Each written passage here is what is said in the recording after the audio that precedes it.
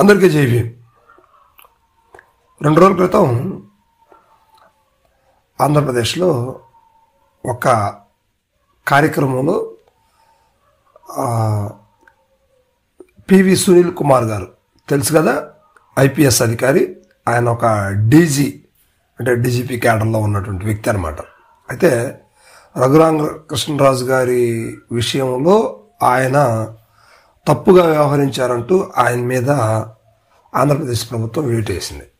కూటమి రాగానే ఆయన ఇప్పుడు సస్పెన్షన్లో ఉన్నారు. సో మేబీ ఆయనకి టైం కూడా, రిటైర్మెంట్ టైం కూడా చాలా దగ్గరకు వచ్చింది. నాకు తెలిసి సంవత్సరంలోపు ఆయన రిటైర్మెంట్ టైం కూడా ఉందన్నమాట. సో ఇప్పుడు ఆయన మీద ఆయన కొన్ని ఆ మీటింగ్ సందర్భంలో కొన్ని అనుచిత వ్యాఖ్యలు చేశాడంటూ రాష్ట్ర వ్యాప్తం మొత్తం కూడా ఘోషిస్తూ ఉంది.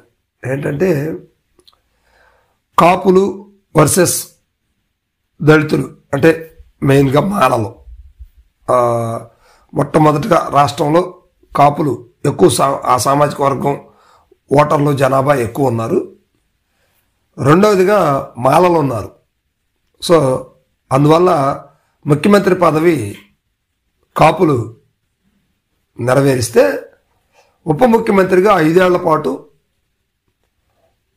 ఎస్సీ మాలలకు చెందినటువంటి మాజీ ఐఏఎస్ అధికారి విజయ్ కుమార్ గారు కావచ్చు, మాజీ ఎంపీ, కాంగ్రెస్ ఎంపీగా పనిచేసినటువంటి హర్ష్ కుమార్ గారు కావచ్చు, అదేవిధంగా మాజీ జడ్జిగా పనిచేసి జై భీమ్రావ్ భారత పార్టీ పెట్టినటువంటి వ్యక్తి జడా శ్రావణ్ కుమార్ గారు కావచ్చు. ఇలా ఎవరినైనా కూడా డిప్యూటీ సీఎం హోదాలో ఉంచి, ఇది ఆషామాషి విషయం కాదు, ఏదో 1 సంవత్సరం 2 సంవత్సరాలు తీసేసే డిప్యూటీ సీఎం కాదు.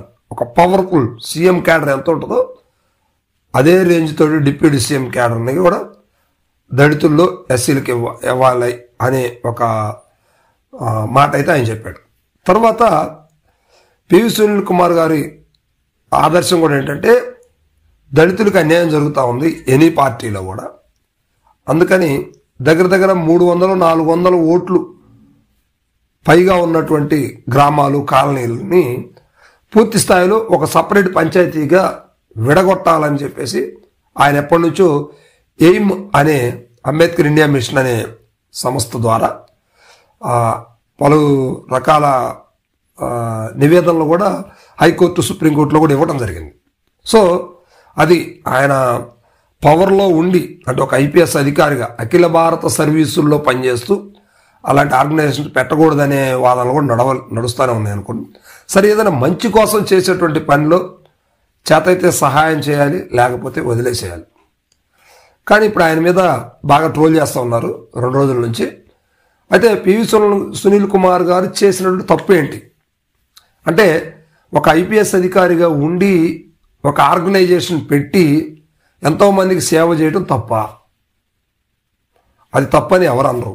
కాకపోతే నిన్న జరిగినటువంటి మీటింగులో రాజకీయ అంశాలకు సంబంధించి కొన్ని విషయాలు మాట్లాడటం ఆంధ్రప్రదేశ్ ప్రజల్లో కొంతమందికి తప్పుగా భావిస్తుంది. ఎందుకు తప్పుగా భావిస్తుందంటే, వేరేది ఎస్సీల గురించి మాట్లాడితే ఆయన బూతులు తిట్టినా పట్టించుకోరు, కొట్టినా పట్టించుకునేవాళ్ళు కాదు. కానీ ఇక్కడ కాపులను ఉద్దేశించి కాపులు ముఖ్యమంత్రిగా ఉండాలి అని ఆయన మాట్లాడినటువంటి మాటని మిగతా కులాల నుండి కూడా సీరియస్గా తీసుకున్నాయి. కాపులకి మాలలకి వియ్యం కలవనుంది అన్న కోణంలో ఆయన మాట్లాడారు. దీని సారాంశం అది.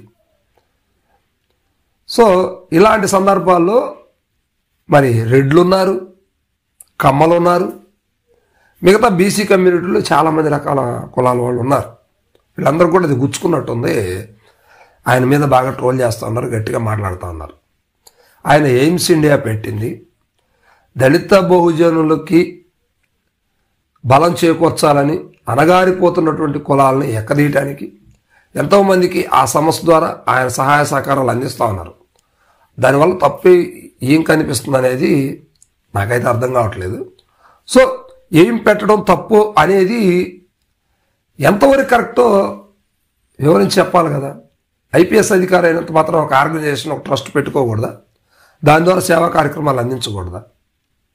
సరే, ఈ విషయాన్ని పక్కన పెడితే పివి సునీల్ కుమార్ గారు ప్రస్తుతం సస్పెన్షన్ వేట్లో ఉన్నారు.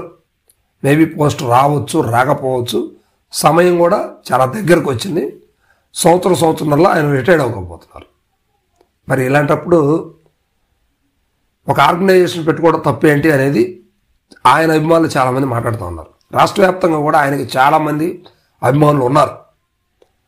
సో అందువల్ల ఆయన ఇప్పటి వరకు రెడ్లు పరిపాలించారు, కమ్మలు పరిపాలించారు, కానీ ఎక్కడా కూడా సామాన్యుడికి న్యాయం అనేది జరగలేదు.